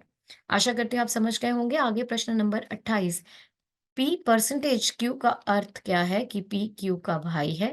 पी एट क्यू का अर्थ है कि पी क्यू की पुत्री है। प्लस क्यू का अर्थ पी क्यू का पिता है। पी प्रश्न प्रश्न चिन्ह क्यू का अर्थ है कि पी क्यू का पति है। अब इस समीकरण का आपको हल करना है। इस समीकरण को माफ कीजिए, इस वंश आरेख को देखते हुए आपको ये ज्ञात करना है कि ए सी से किस प्रकार से संबंधित है। तो चलिए सबसे पहले आपको ये दिया हुआ है ए एंड, यानी कि ए बी का भाई है। ए भाई बी और बी एट यानी कि ये पुत्री है डी की, जो पिता है ई का, जो कि पति है सी का। ठीक है, तो चलिए अपने वही आरेख का यूज करते हुए यहाँ पर सबसे पहले हम ए से शुरुआत करते हैं। ए भाई है बी का, तो भाई को हम वर्ग में रखते थे। ए भाई है बी का। अब बी पुत्री है, यानी कि बी एक महिला है, पुत्री है डी की। डी पिता है ई का। अ, यानी कि डी बी का पिता है और डी जो है वो ई का भी पिता है, और ई जो है वो सी का पति है। तो ई क्या हो जाएगा, पति है सी का। इसकी शादी सी से हुई है, सी एक महिला होंगी। अब देखिए अगर ये बी का पिता है और ई का पिता है तो यानी ये दोनों आपस में भाई बहन हो जाएंगे। ठीक है, और यहाँ पर था मेरा डी। तो ये मेरा वेन आरेख है। प्रश्न के अनुसार एसी से किस प्रकार से संबंधित है। देखिए एसी का और कोई नहीं, एसी का देवर होगा, क्योंकि जो ए बी सी ये तीनों भाई बहन हैं। ठीक है, ए बी सी माफ कीजिए, ए बी और ई ये तीनों आपस में भाई बहन हैं। अगर ई की पत्नी सी है तो ए सी का देवर रहेगा, क्योंकि ए एक पुरुष है। तो ऑप्शन बी रहेगा इस प्रश्न का सही उत्तर। आशा करती हूँ आप समझ गए होंगे। आगे है प्रश्न नंबर 29। ये कहता है उस आकृति का चयन कीजिए जो निम्नलिखित श्रृंखला में प्रश्न चिन्ह को प्रतिस्थापित कर सकती है। तो सबसे पहले तो हम देखते हैं ये वाला जो वर्ग है आपका, देखिए ये वहीं पर है। बस ये अगर खाली है तो ये भर जाता है, और अगर ये भरा हुआ है तो ये खाली हो जाता है। ठीक है, तो इसी प्रकार से यहाँ पे अब हम क्या देखेंगे, यहाँ पे क्या आ जाएगा बीच में, एक भरा हुआ वर्ग, इस प्रकार से। और उसके आगे आपके पास ये त्रिभुज है। त्रिभुज इधर को जाता है और साथ ही में 90 डिग्री की तरफ एंटी क्लॉकवाइज डायरेक्शन में घूम जाता है। इधर गया, अब ये इधर जाएगा और ये इस प्रकार से घूम जाएगा, ऐसे। अब बचता है आपका ये वाला फिगर। ये वाला फिगर सिर्फ अपना स्थान चेंज कर रहा है। यहाँ, फिर यहाँ, अब वो यहाँ चला जाएगा, इस प्रकार से। तो ये रहेगा इस प्रश्न का सही उत्तर। अब देखते हैं ये किससे मेल खाता है। इससे नहीं खा रहा, इससे खा रहा है, ये भी नहीं और ये भी नहीं। तो ऑप्शन बी रहेगा इस प्रश्न का सही उत्तर। आशा करती हूँ आप समझ गए होंगे। आगे है प्रश्न नंबर 30। निम्नलिखित में कौन सी संख्या दी गई श्रृंखला में प्रश्न चिन्ह को प्रतिस्थापित कर रही है? तो ये आपका प्रश्न चिन्ह है। यहाँ पर है 40, 53, 68, प्रश्न चिन्ह 104, 25 और 148। अब यहाँ से यहाँ जाने में जमा 13 होते हैं, जमा 15, यहाँ पे जमा 21, जमा 23। इसको देखते हुए यहाँ पे जमा 17 और जमा 19 हो रहा है इधर। तो अब यहाँ पर भी आप देखेंगे तो जमा 2 चलिए यहाँ पे भी जमा 2 और जमा 2। तो देखिए अगर मैं 68 में 17 को जमा कर देती हूँ तो मेरे पास आएगा 85। ऑप्शन ए रहेगा इस प्रश्न का सही उत्तर। आशा करती हूँ आप समझ गए होंगे। आगे चलते हैं प्रश्न नंबर 31। 7 व्यक्ति P, Q, R, S, T, U और वी उत्तर दिशा की ओर मुख करके एक सीधी पंक्ति में बैठे हैं। तो यहाँ पर आगे बढ़ने से पहले यहाँ पर देख लेते 7 व्यक्ति हैं, 7 जगह पर बना लेते हैं। 1, 2, 3, 4, 5, 6 और 7। तो सबसे पहले दिया गया है कि यू के बाएं 3 व्यक्ति बैठे हैं। तो इसका मतलब क्या है? यू यहाँ पर है क्योंकि इसके बाएं यहाँ पर 1, 2, 3 जगहें हो जाएंगी। ठीक है। अब आर यू के बाएं से दूसरे स्थान पर बैठा है। तो आर यहाँ पर बैठा है। क्यू क्यू और वी आर के निकटतम पड़ोसी हैं। तो देखिए 2 चीजें हो सकती हैं। पहली तो ये हो जाएगी कि क्यू और यहाँ पर वी यहाँ पर या ये वी यहाँ पर और क्यू यहाँ पर। तो क्यू और वी आर के निकटतम पड़ोसी हैं। इस प्रकार क्यू यू का निकटतम पड़ोसी कोई भी नहीं है। कोई भी नहीं। क्यू यू का निकटतम पड़ोसी नहीं है। इसको देखते हुए क्यू आएगा यहाँ पे। ठीक है, एक मिनट इरेज कर दिए इसको। जी, इसका अर्थ क्यू यहाँ पर आएगा और वी यहाँ पर आएगा। अब टी और पी किसी भी छोर पर नहीं बैठे, यानी कि टी और पी यहाँ दोनों जगहों पर भी बैठे हैं। टी एस के बाएं से दूसरे स्थान पर है। तो ये यहाँ पर ही हो सकता है, टी यहाँ पर और एस यहाँ पर। अब बचता है आपका पी जो कि यहाँ पर बैठ जाएगा। तो ये रहेगा इस प्रश्न का सही उत्तर। आगे आपको दिया गया है कि P और Q, यदि P और Q आपस में अपना स्थान बदल लेते हैं, तो यानी कि बदलने के बाद यहाँ पर P आ जाएगा, यहाँ R, V, U, T, Q और S। अगर ये दोनों आपस में अपना स्थान बदल लेते हैं, तो Q की नई स्थिति क्या होगी? Q दाएं से दूसरे स्थान पर बैठा है। ऑप्शन डी है इस प्रश्न का सही उत्तर। आशा करती हूँ आप समझ गए होंगे। आगे चलते हैं। प्रश्न नंबर 32। एक निश्चित कूट भाषा में मे को 6 के रूप में कोटित किया जाता है और मेट को 7 के रूप में। उसी भाषा में हिम HIM को किस प्रकार कोटित किया जाएगा? अल्फाबेटिकल प्लेस वैल्यू टेबल का इस्तेमाल इस प्रश्न में भी होगा। तो चलिए देखते हैं। यहाँ पर मेरे पास मे MAY को 6 में कुटित किया गया है। तो देखिए यहाँ पर मेरे पास एक अंक आ गया, तो इसका मतलब इनके स्थानांक जो होंगे उनमें हमने कुछ करना है, उनका जमा घटाव कुछ इस प्रकार। एम का स्थानांक 13 होता है, ए का 1 होता है और वाई का 25। अगर मैं इन सबको जोड़ देती हूँ तो मेरे पास आता है 39। अब 39 के भी अंकों को अगर मैं जोड़ दूं तो मेरे पास 12 आता है। तो मेरे पास किसी भी प्रकार 6 नहीं आया। तो देखते हैं, कुछ और करके देखते हैं। अब में एम के विपरीत दिशा में एन बैठा है, ए की विपरीत दिशा में जेड बैठा है और वाई की विपरीत दिशा में बी बैठा हुआ है। इसका स्थानांक 14 होता है, इसका 25 माफ कीजिए, इसका 26 होता है और बी का 2। अगर मैं इन सबको आपस में जोड़ लेती हूँ तो मेरे पास 42 आता है और अगर मैं 4 और 2 को भी जोड़ लेती हूँ तो मेरे पास 6 आता है जो कि मी का कूट है। देखिए अगर यही तर्क जो है वो मेट में भी स्थापित हो रहा है। एम, ई और टी। एम की विपरीत दिशा में एन होता है,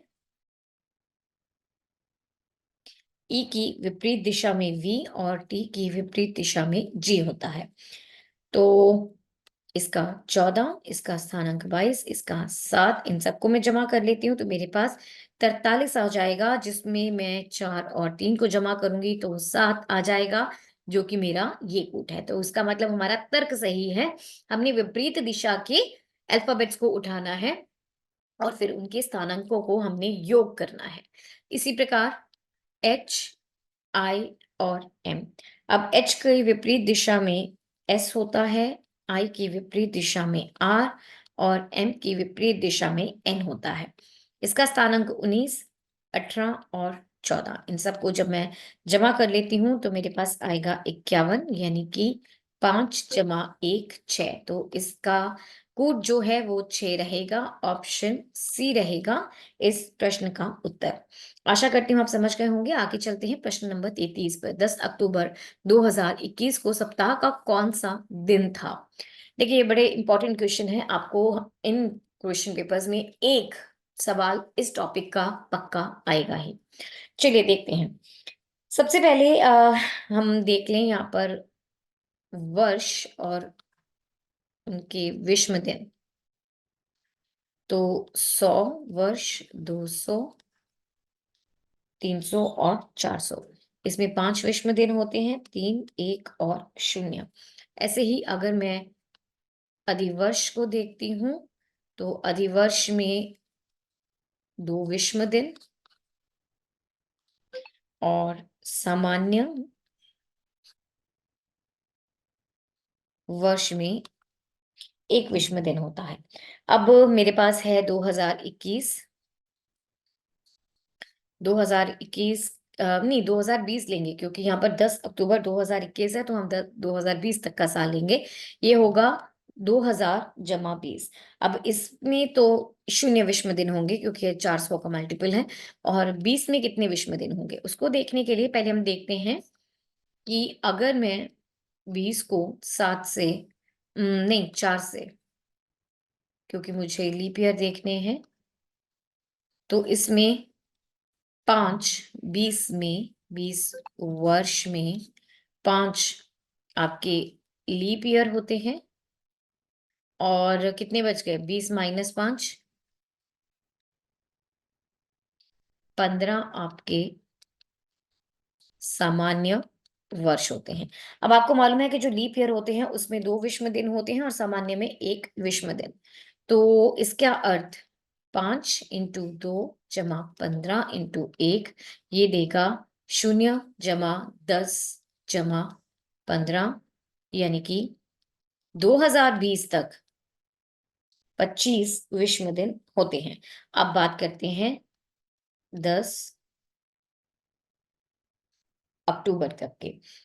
10 अक्टूबर में देखिए हमारे पास जनवरी से स्टार्ट करते हैं। जनवरी, फरवरी, मार्च, अप्रैल, मई, जून, जुलाई, अगस्त, सितंबर और अक्टूबर। इसमें 3 दिन 31 दिन होते हैं, यानी कि 3 विषम दिन। देखिए 31 को अगर मैं 7 से भाग करूंगी तो मेरे पास शेषफल 3 आएगा। तो 3 विषम दिन इसमें क्योंकि 2021 एक सामान्य वर्ष है तो यहाँ पर 28 दिन रहेंगे, यानी कि 0 विषम दिन। इसमें 31 दिन, 3 विषम दिन, अप्रैल में 30, अप्रैल में 30 होते हैं। पहले दिन लिख लेते हैं, कंफ्यूजन हो रही है।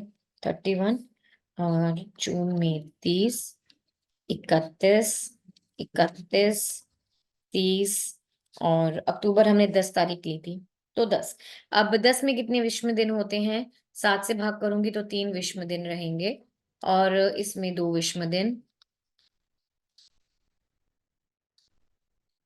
3, 3, 2 और 3।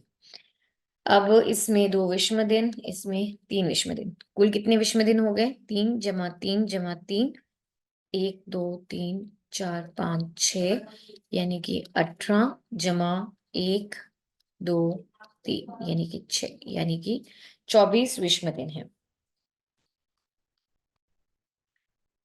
अब 10 अक्टूबर तक 24 विषम दिन और यहाँ पर 25 विषम दिन, तो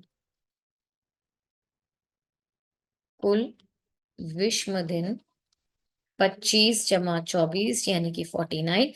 अब इसमें मैं अगर इसको 7 से भाग करती हूँ तो मेरे पास शेषफल 0 आता है। तो इसका मतलब देखिए, रविवार जो होता है वह 0 को दर्शाता है, सोमवार 1,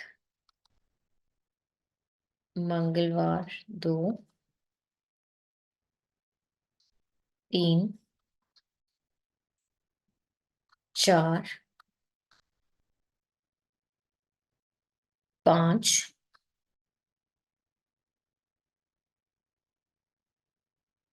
और 6। तो 0 किसको दर्शाता है? रविवार को, यानी कि उस दिन रविवार था। ऑप्शन बी रहेगा इस प्रश्न का सही उत्तर। आशा करती हूँ आप समझ गए होंगे। आगे है प्रश्न नंबर 34। उस विकल्प का चयन कीजिए जो दिए गए शब्दों को सही क्रम में दर्शाता है, जैसा कि वे अंग्रेजी शब्दकोश में दिखाई देते हैं। तो चलिए देखते हैं। आपको ज्ञात है कि अंग्रेजी शब्दकोश में ए से शुरू करके हम जेड तक चलते हैं। तो यहाँ पर सबका पहला जो अल्फाबेट है वो आर है, तो उसको छोड़ देते हैं। दूसरा सबका ई है, उसको भी छोड़ देते हैं। आगे सबका ए है, उसको भी हम छोड़ देंगे क्योंकि सब में समान है। आगे यहाँ पर एस है, यहाँ पर एल, डी, पी, सी और आर। देखिए सी सबसे पहले आता है। 1 मिनट। आर ई ए यहाँ पर जी। तो पी सबसे पहले आता है, इसका मतलब सबसे पहला जो होगा नंबर 5, जो कि है रिएक्शन, तो ये कट गया। अब सी के बाद डी आता है, तो इसका मतलब आगे है नंबर 3, रीडर। अब डी के बाद आता है एल, तो आगे है नंबर 2, रियलाइज। उसके बाद पी क्यू आर, तो पी आएगा अगला, R E A P. R यानी कि छठा होगा अगला, री अरेंज। और पहला आएगा सबसे अंत में, रीजन। तो 5 3 2 4 6 और 1। 5 3 2 4 6 1, ये है मेरा तीसरा विकल्प। आशा करती हूँ आप समझ गए होंगे। आगे है प्रश्न नंबर 35। निम्नलिखित 4 अक्षर समूहों में से 3 एक निश्चित तरीके से समान है और एक भिन्न है। भिन्न अक्षर समूहों का चयन कीजिए। तो सबसे पहले यहाँ पर आपके पास है FUGT, FUGT, ये आपका ए है। और बी में है PKQJ। अब यहाँ पर आप देखिए, जी, एफ के बाद जी आता है ना, जमा 1। और एफ और यू ये दोनों उल्टी विपरीत दिशा में हैं और जी और टी भी विपरीत हैं। ये दोनों ऑपोजिट हैं। ठीक है, आगे चलते हैं ऑप्शन बी के ऊपर। तो पी के बाद जो है वो क्यू आता है, तो जमा 1। ऑल्सो आपका पी के और क्यू जे ये दोनों विपरीत हैं। तो अब इन दोनों में ऊपर में +1 और नीचे ऑपोजिट, ऑपोजिट का अनुसरण हो रहा है। अब सी में चलते हैं, MONM। अब यहां से M और N के बीच में यहाँ पर तो +1 हो रहा है, MNG। पर M के विपरीत में O नहीं होता, M के विपरीत में N होता है। और N के विपरीत में N होता है, तो ये ठीक है, ये ऑपोजिट है। चलिए डी ऑप्शन देखते हैं, JQKP। जे के बाद के आता है और जे और क्यू ऑपोजिट होते हैं और के और पी भी ऑपोजिट होते हैं। इसको देखते हुए सी है जो कि भिन्न है और ऑप्शन सी रहेगा इस प्रश्न का सही उत्तर। आशा करती हूँ आप समझ गए होंगे। प्रश्न नंबर 36 अगला। निम्नलिखित में कौन सी संख्या दी गए श्रृंखला में प्रश्न चिन्ह को प्रतिस्थापित करेगी? यहाँ पर आपको चलिए श्रृंखला लिखते हैं पहले। 4, 11, 21, 37, 62, 99, 151 और प्रश्न चिन्ह। तो देखिए यहाँ पर 7 जमा हो रहे हैं, 10, यहाँ पे 16, 25, 37, 52 जमा हो रहा है। अब यहाँ पे देखिए 3, ठीक है, ये 16 था, तो यहाँ से 3 हुआ, यहाँ से 6 जमा हुए हैं, यहाँ 9, 12 और 15। तो आपको नहीं लग रहा है यहाँ पर क्या चल रहा है? 3 का टेबल। तो यानी कि आगे क्या रहेगा? जमा 18। तो 52 में 18 जमा हुए हैं, इसका मतलब यहाँ पर 70 जमा होगा और 151 में 70 जमा करूंगी तो मेरे पास 221 आएगा, जिसको देखते हुए डी ऑप्शन रहेगा मेरे इस प्रश्न का सही उत्तर। आशा करती हूँ आप समझ गए होंगे। प्रश्न नंबर 37 अगला। उस समुच्चय का चयन कीजिए जिसमें संख्याएं उसी प्रकार से संबंधित है जैसे निम्नलिखित समुच्चयों की संख्याएं संबंधित हैं। आपको ये ज्ञात ही होगा कि आप उनको पूरी की पूरी संख्या पर आपने संक्रियाएं करनी है, जैसे जोड़ना, घटाना, गुना करना आदि। आप उनको अलग-अलग करके उन पर कोई भी गणितीय संक्रियाएं नहीं कर सकते। तो चलिए सबसे पहले देखते हैं आपके पास जो समुच्चय है वह है 8, 8, 128, 11, 7 और 162। देखिए, अगर मैं यहाँ पर पहली संख्या में दूसरी को जमा करती हूँ,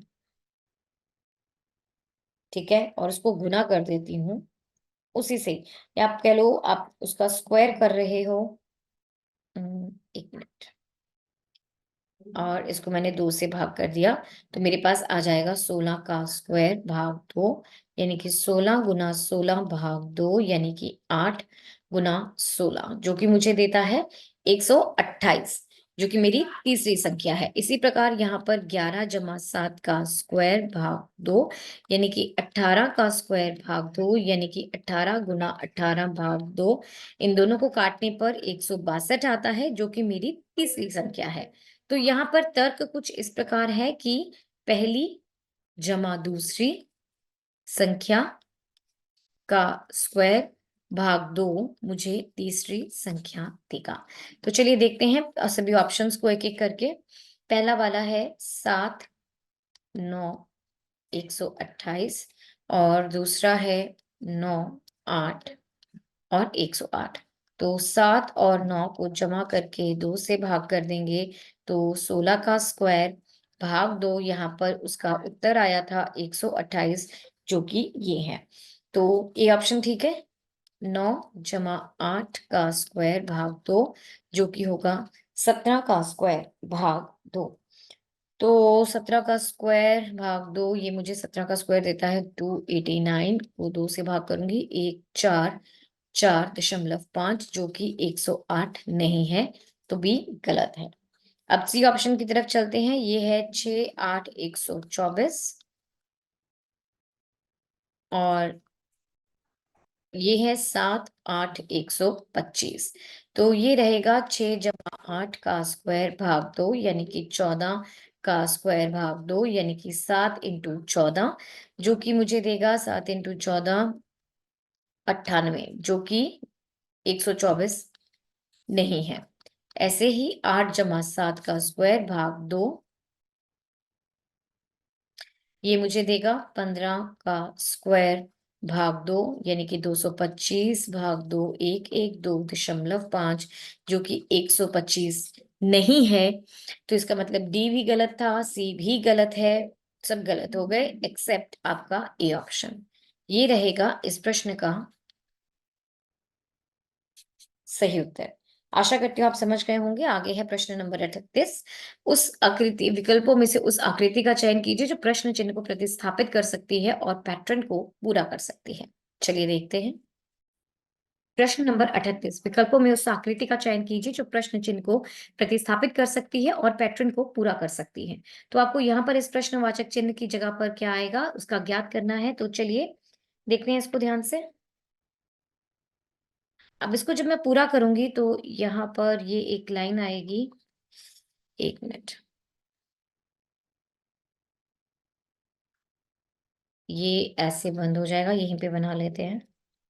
ये एक लाइन और उसके बाद ये सर्कल कंप्लीट होगा, फिर ये वाली लाइन आएगी, ये वाली लाइन इधर, कुछ इस प्रकार से। अब मैंने जो आकृति बनाई है मैं एक बार उसको दोबारा से बना लेती हूँ। देखिए, ये आकृति तो पहले से ही थी मेरे पास और ये बाहर से भी बंद थी। अंदर से मैंने एक और बार उसको बंद किया है और फिर वहाँ पर एक लाइन ऐसी आई थी, फिर उसके बाद एक सर्कल ऐसा ही शेप आई थी और ये कुछ इस प्रकार का बना था। ये मैच नहीं करता है क्योंकि यहाँ पर एक सिंगल लाइन है और यहाँ पर 2 सिंगल लाइन्स हैं, तो ये मेल खाता है और ये मेल नहीं खा रहा है। ये भी लाइन बीच में से टूटी हुई है, तो ये भी मेल नहीं खाती है, जिसको देखते हुए दूसरा विकल्प मेरे इस प्रश्न का सही उत्तर है। आशा करती हूँ आप समझ गए होंगे। आगे है प्रश्न नंबर 39। इस प्रश्न में कथन के बाद 2 निष्कर्ष दिए गए हैं। दोनों में से कौन-सा निष्कर्ष सत्य है? तो ये आपका कथन है, ध्यान से देखते हैं। P D से बड़ा है जो कि R से छोटा है, R A से बड़ा है जो कि X के बराबर है, X P से छोटा या बराबर है जो कि T के बराबर है। तो सबसे पहला A T के बराबर है, ये गलत है, ये असत्य है। देखिए, A जो है वो X के बराबर है जो कि P से छोटा या बराबर है जो कि T से T के बराबर है। तो ये आपको देता है कि A T से छोटा या बराबर है, A T के बराबर नहीं है, हमेशा नहीं है। तो दूसरा R जो है वो X से बड़ा है, ये ठीक है, ये बिल्कुल सत्य है। देखिए, R जो है वो A से बड़ा है जो कि X के बराबर है, तो इसका मतलब R X के भी बड़ा है। तो दूसरा आपका सत्य है, केवल दूसरा निष्कर्ष ही सत्य है। ऑप्शन बी रहेगा इस प्रश्न का सही उत्तर। आगे है प्रश्न नंबर 40। उस विकल्प का चयन कीजिए जो पांचवें अक्षर समूह से उसी प्रकार संबंधित है जिस प्रकार दूसरा अक्षर समूह पहले से और चौथा अक्षर समूह तीसरे से संबंधित है। यानी कि इन दोनों में आपस में कुछ रिलेशन है, वही रिलेशन इन दोनों अक्षर समूहों में भी है, जिसको देखते हुए आपको ये ज्ञात करना है कि वायलिन इनमें से किस विकल्प के साथ मैच करेगा। इसके लिए हम अपने अल्फाबेटिकल प्लेस वैल्यू टेबल का ही ध्यान रखते हुए शुरू करते हैं। तो फ्लूट्स FLUTES और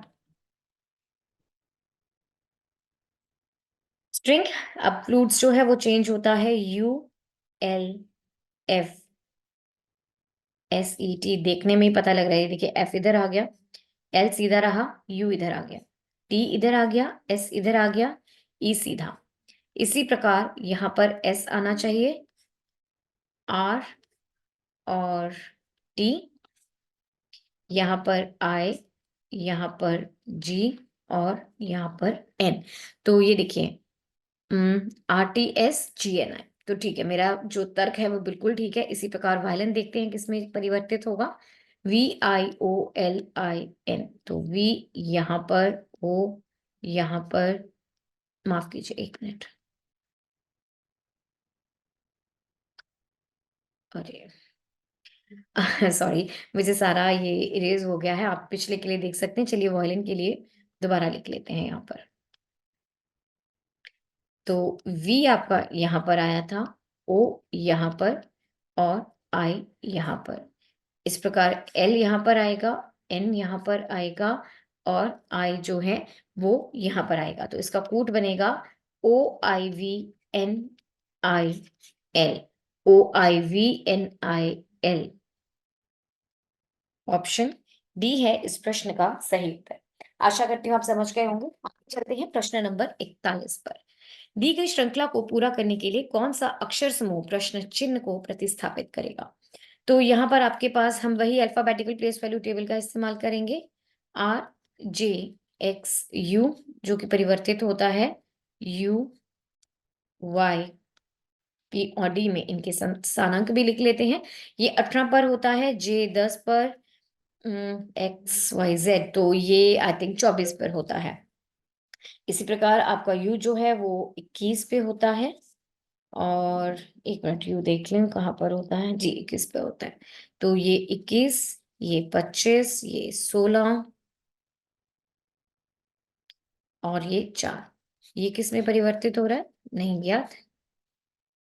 आगे है ACZV, ए है आपका 1, 3, 26 और 22, D है 4, R 18, R 18 और E जो कि है 5। अब यहाँ पे ध्यान से देखिए, यहाँ पे मैं जब 3 जमा करती हूँ तो 21 आता है, यहाँ पर मैं 15 जमा कर रही हूँ और यहाँ पर 8 माइनस हो रहा है और यहाँ पर 9 जमा हुआ है।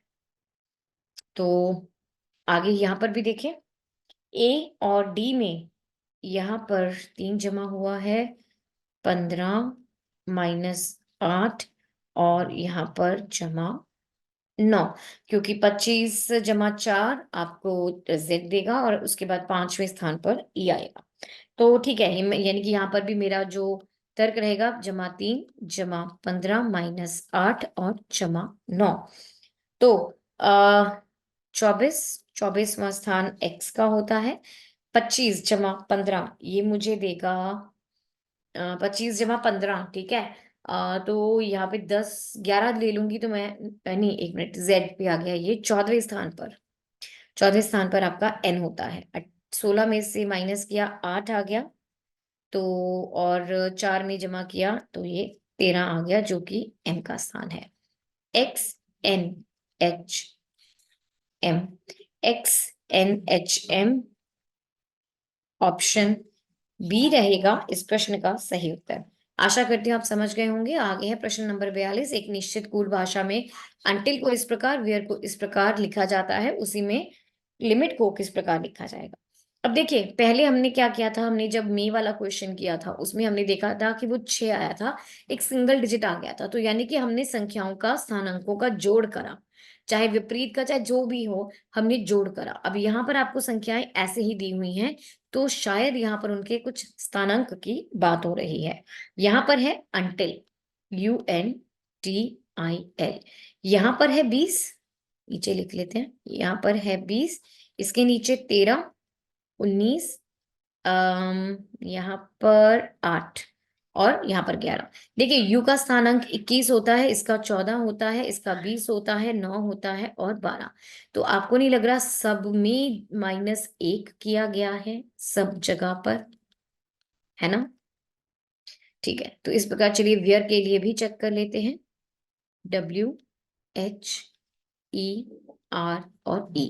W का स्थानांक 23 होता है, H का 8, 5, 18 और 5, -1 22वां स्थान होता है V का। सॉरी, हमने स्थान ही लिखना है। और यहाँ पर 7, 4, 17 और 4। देखिए 22, 7, 4, 17, 4, 22, 7, 7, 4, 17, 4। इसी प्रकार देखते हैं लिमिट को किस प्रकार कूटबद्ध किया जाएगा। LIMIT, एल का स्थानांक 12, 9, 13, आई का 9 होता है ना, हाँ, और 20, टी का 20 होता है। तो -1 11, -1 8, 12, 8, 19, यानी कि 11, 8, 12, 8, 19, ये रहेगा इस प्रश्न का सही उत्तर। तो चलिए देखते हैं ये किस विकल्प के साथ मैच करता है। ऑप्शन ए के साथ। ऑप्शन ए रहेगा इस प्रश्न का सही उत्तर। आशा करती हूँ आपको क्लियर है। आगे चलते हैं। प्रश्न नंबर 43 कहता है ABCDEFG 7 मित्र हैं और उनकी लंबाई अलग अलग है। ए सी से लंबा है, एक मिनट, ए सी से लंबा है लेकिन बी से छोटा है। सी एफ से लंबा है लेकिन ए से छोटा है। जी, यहाँ पे ये छोटा है, ठीक है। अब यहाँ पे दिया हुआ है आगे कि बी ए से लंबा है बी ए से लंबा है लेकिन दो व्यक्तियों से छोटा है, तो इसका मतलब यहां पर दो व्यक्ति आएंगे। ठीक है, डी बी से लंबा है, ई सबसे लंबा नहीं है, तो यानी कि ई इधर आएगा और डी इधर आएगा, और जी सबसे छोटा है, तो सबसे छोटा जी है। एक मिनट, हमने सबका लिख लिया, दोबारा देख लें। ए जो है वो सी से,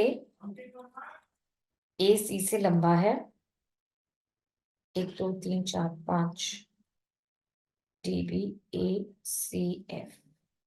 ठीक है, अब आपको दिया हुआ है कि जी सबसे छोटा है, तो सबसे छोटा जी यानी कि यहां पर आ जाएगा, 1 2 3 4 5 6 7। तो अब प्रश्न क्या था, सबसे लंबा कौन है, डी। ऑप्शन सी रहेगा इस प्रश्न का सही उत्तर। आशा करती हूँ आप समझ गए होंगे। प्रश्न नंबर 44 अगला, उस विकल्प का चयन कीजिए जो पैटर्न को पूरा करने के लिए नीचे दी गई आकृति में प्रश्न चिन्ह को प्रतिस्थापित करेगा। तो चलिए ध्यान से देखते हैं। यहां पर इसको पूरा करें इस प्रकार से। अब देखिए यहां पर ये होगा, ये 1 मिनट, अभी मैं इसको दोबारा बनाते हैं। ध्यान से देखिएगा इसको, ऐसे, और ये आधा ही होगा, शेड पूरा नहीं होगा, ध्यान रखिएगा। ठीक है, और ये हो गया, बस ये लाइन पूरी होगी, ये लाइन पूरी होगी, और ये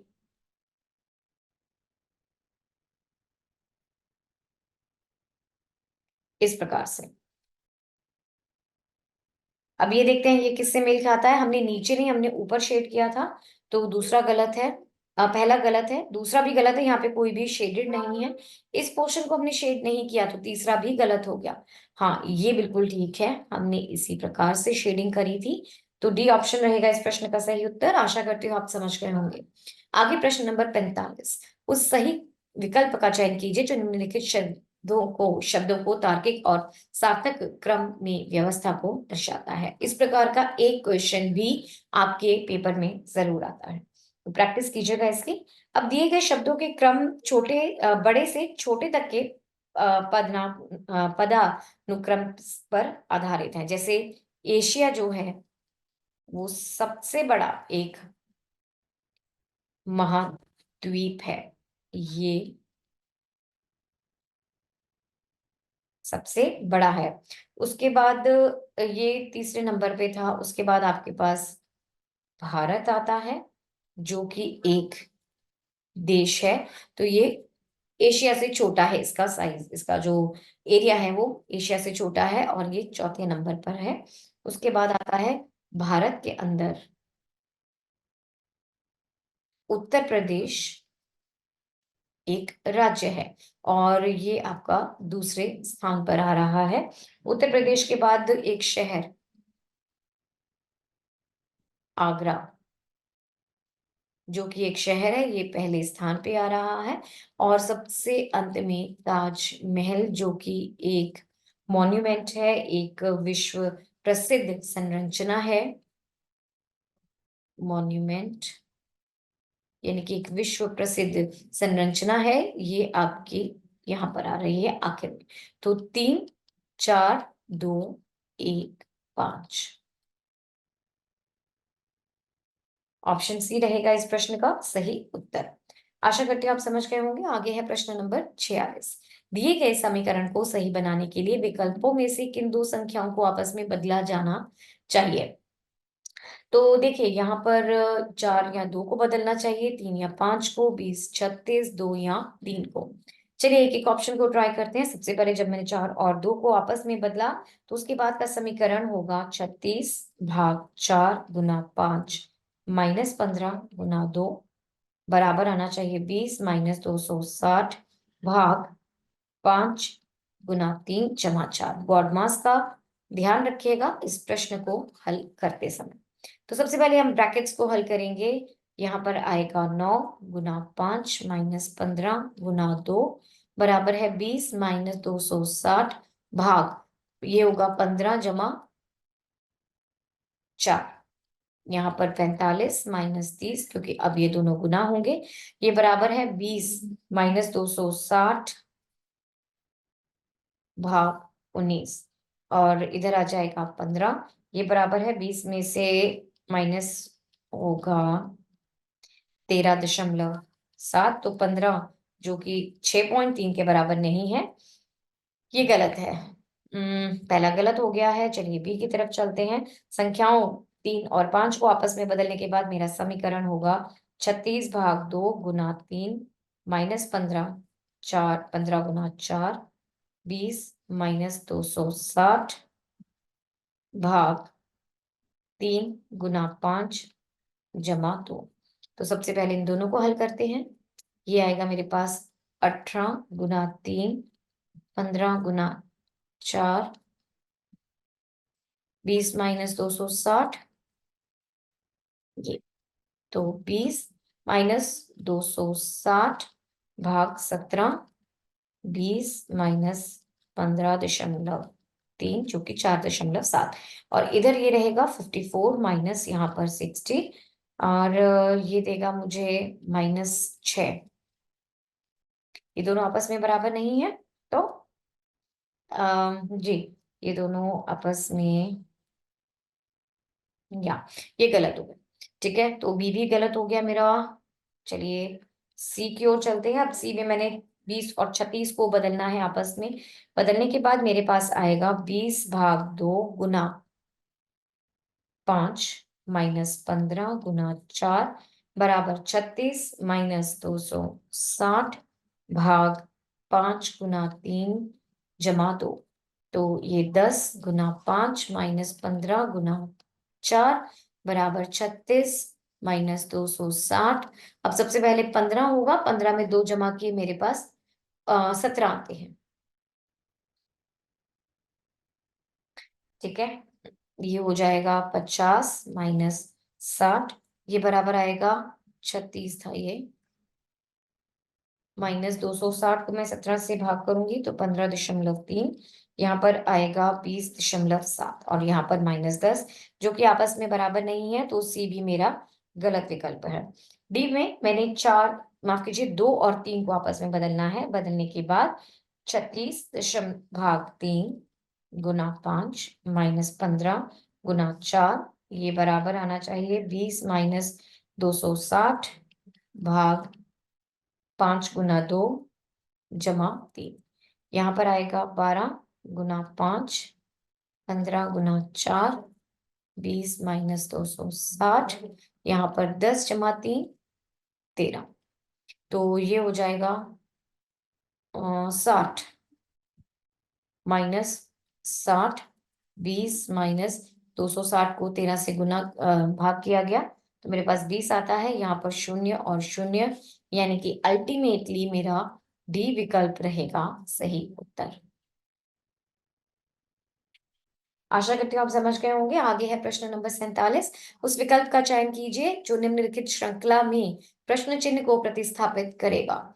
यहाँ पर है श्रृंखला 11 15 12 16 13 और प्रश्नवाचक प्रश्न चिन्ह। यहाँ पर जमा 4 माइनस 3 जमा 4 माइनस 3, तो यहाँ पे जमा 4, जिसको देखते हुए 17 इस प्रश्न का सही उत्तर रहेगा। आशा करती हूँ आप समझ गए होंगे। आगे है प्रश्न नंबर 48। दो कथन और उसके बाद 1 2 क्रमांकित दो निष्कर्ष दिए गए हैं। कथनों को सत्य मानते हुए भले ही वे सामान्यतः ज्ञात तथ्यों से भिन्न प्रतीत होते हों, निर्णय लीजिए कि कौन सा निष्कर्ष तार्किक रूप से कथनों का अनुसरण करता है। पहला कथन, कोई वाहन हेलीकॉप्टर हेलीकॉप्टर नहीं है। दूसरा, सभी हेलीकॉप्टर जो हैं वो कार हैं। इस प्रकार से सभी हेलीकॉप्टर, माफ कीजिए मैंने गलत बना दिया। यहाँ पे लिखा हुआ कुछ वाहन हेलीकॉप्टर हैं, माफ कीजिएगा, कुछ वाहन हेलीकॉप्टर हैं, तो यहाँ पर है कुछ वाहन जो हैं वो हेलीकॉप्टर हैं। हेली कॉप्टर है। और दूसरा आपको दिया हुआ सभी हेलीकॉप्टर जो हैं वो कार हैं। तो सभी हेलीकॉप्टर जो हैं वो कार हैं, इस प्रकार। अब पहला आपको निष्कर्ष यहाँ पे ये दिया हुआ है, सभी वाहन कार है नहीं, कुछ वाहन हेलीकॉप्टर थे और सभी हेलीकॉप्टर कार है, क्योंकि कुछ वाहन हेलीकॉप्टर थे इसलिए कुछ वाहन ही कार हो सकते हैं, सभी नहीं हो सकते, ये असत्य है। कुछ वाहन कार हैं, जी बिल्कुल, क्योंकि कुछ वाहन हेलीकॉप्टर हैं और सभी हेलीकॉप्टर कार थे तो कुछ वाहन कार होंगे। तो इसका मतलब क्या है कि केवल दूसरा ही अनुसरण कर रहा है, ऑप्शन बी। आशा करती हूँ आप समझ गए होंगे। आगे प्रश्न नंबर 49। लिखा गया है कि 8 व्यक्ति दो समांतर पंक्तियों में, प्रत्येक पंक्ति में 4 व्यक्ति इस प्रकार बैठे हैं कि आसन व्यक्तियों के बीच समान दूरी है। बी सी डी ई एक ही पंक्ति में दक्षिण की ओर मुख करके बैठे हैं। एच आई जे के एक ही पंक्ति में उत्तर दिशा की ओर मुख करके बैठे हैं। अब पहले तो इनका सीटिंग अरेंजमेंट एक बार बना लो, फिर इनमें हम जगह डालेंगे। चार दो पंक्तियां हैं यहाँ पर, ये एक और ये दूसरी। ठीक है, अब ये वाला जो है वो एक दक्षिण की तरफ, ठीक है, तो ये दक्षिण की तरफ और ये उत्तर की तरफ मुख करके बैठे हुए हैं।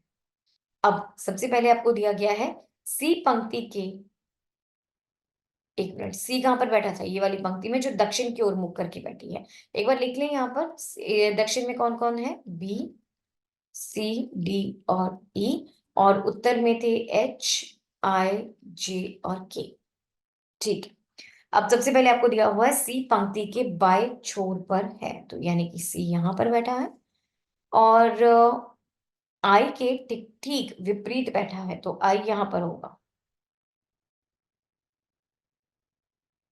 एच आई के ठीक बाएं बैठा है, तो यहां पर एच है। के पंक्ति के बाएं छोर पर, के पंक्ति के बाएं छोर पर यानी कि यहाँ पर, और डी के ठीक विपरीत बैठा है यानी कि यहाँ पर डी है। आगे बी डी और ई के बीच में, बी डी और ई के बीच में बैठा है, बी यहाँ पर हो गया यानी कि बी डी और ई के बीच में बैठा है। एच के विपरीत, अब देखिए बचता कौन है यहाँ पर, एक ही जन बचता है, जे। तो अब प्रश्न क्या किया गया है, एच के ठीक विपरीत कौन बैठा है, एच के ठीक विपरीत तो ई बैठा हुआ है। पहला विकल्प इस प्रश्न का सही उत्तर। तो चलिए इस जनरल इंटेलिजेंस और रीजनिंग के आखिरी प्रश्न पे चलते हैं। उस विकल्प का चयन कीजिए जो तीसरी संख्या से उसी प्रकार संबंधित है जैसे दूसरी पहली से और छठी पांचवी से संबंधित है, यानी कि इन दोनों में कुछ संबंध है, वही संबंध इन दोनों में भी है, जिसको देखते हुए आपने 16 का संबंध किस विकल्प के साथ है इसका ज्ञात करना है। आपके पास जो दो दिए गए हैं संबंध, वो है 8 और 49, और दूसरा है 12 और 121। यहाँ पर काफी देखिए, ये काफी नजदीक है 8 के स्क्वायर जो कि 64 होता है उसके, और यहाँ पर भी ये 12 का स्क्वायर 144 होता है, उसके भी काफी नजदीक है। इसको देखते हुए देखिए 49 एक परफेक्ट स्क्वायर है, किसका है ये 7 का परफेक्ट स्क्वायर है, यानी कि अगर मैं इधर से एक माइनस कर दूं तो मेरे पास, उसका स्क्वायर कर दूं तो मेरे पास यहाँ पर दूसरी संख्या आ जाएगी 49। इसी प्रकार यहाँ पर अगर मैंने एक माइनस कर दिया तो 11 का स्क्वायर 121, ये मेरी दूसरी संख्या है। तो यहाँ पर तर्क है कि पहली संख्या में से एक माइनस किया और उसका स्क्वायर किया तो मेरे पास दूसरी संख्या आएगी। इसी प्रकार देखते हैं जो 16 है उसमें से अगर मैंने एक 16 और क्वेश्चन मार्क, 16 माइनस 1 का स्क्वायर 15 का स्क्वायर जो कि 225 देता है, तो यहाँ पे प्रश्न चिन्ह की जगह पर 225 आएगा। ऑप्शन डी रहेगा इस प्रश्न का सही उत्तर। आशा करती हूँ आप समझ गए होंगे। तो स्टूडेंट्स इसी के साथ हमने SSC steno grade C D 18 नवंबर 2022 शिफ्ट 2 का पेपर जनरल इंटेलिजेंस के क्वेश्चंस खत्म कर लिए हैं। स्टूडेंट्स, आपने हमारी वेबसाइट www.examsnet.com को ज़रूर विज़िट किया होगा और अगर आपने नहीं किया है, तो आप अभी कीजिए क्योंकि वहाँ पर आपको ये वाला और भी बहुत सारे मिलते-जुलते एंट्रेंस एग्ज़ाम के क्वेश्चन पेपर्स, उनकी डिटेल पीडीएफ सॉल्यूशंस के साथ मिल जाएँगे। एक बेहतर तैयारी के लिए आप हमारी ऐप भी डाउनलोड कर सकते हैं, जिसका लिंक आपको डिस्क्रिप्शन बॉक्स में मिल जाएगा। So students, a very best of luck for your exams. Keep shining, keep rising high. That's all for this paper. Bye. Good luck.